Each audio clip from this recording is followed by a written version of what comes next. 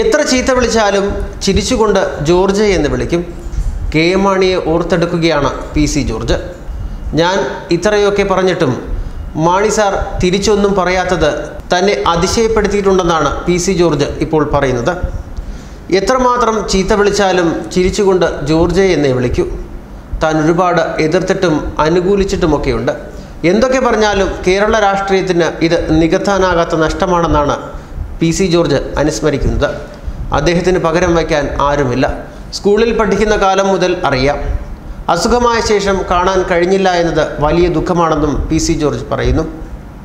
മാണി സാറില്ലാത്ത കോട്ടയം രാഷ്ട്രീയവും ഉള്ള രാഷ്ട്രീയവും രണ്ടായിരിക്കുമെന്നും പി.സി. ജോർജ് പറഞ്ഞു. കേരള കോൺഗ്രസ് എം ചെയർമാനും മുൻ ധനമന്ത്രിയും പാലാ എം.എൽ.എയുമായ കെ എം മാണി അന്തരിച്ച വാർത്ത കേരളത്തെ മുഴുവൻ ഞെട്ടിച്ചിരിക്കുകയാണ്. ശ്വാസകോശ സംബന്ധമായ അസുഖത്തെ തുടർന്ന് കൊച്ചിയിൽ ചികിത്സയിലായിരിക്കവെയായിരുന്നു അന്ത്യം. നാളെ രാവിലെയാകും കോട്ടയത്ത് പൊതുദർശനത്തിന് വയ്ക്കുക. ഉച്ചയ്ക്ക് ശേഷം പാലായിലേക്ക് കൊണ്ടുപോകും. സംസ്കാരം വ്യാഴാഴ്ച വൈകിട്ട് 3 മണിക്ക് പാലാ കത്തീഡ്രൽ പള്ളിയിൽ നടക്കും.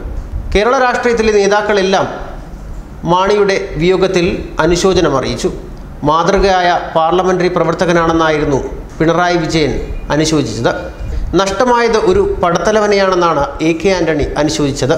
UDF-നും ജനാധിപത്യ ചേരിക്കും വലിയ നഷ്ടമാണെന്നാണ് ഉമ്മൻചാണ്ടി വിയോഗത്തിൽ പ്രതികരിച്ചത്. കേരള രാഷ്ട്രീയത്തിലെ അതികായകനെന്ന് VS അച്യുതാനന്ദനും മാണിയെപ്പറ്റി പറഞ്ഞു.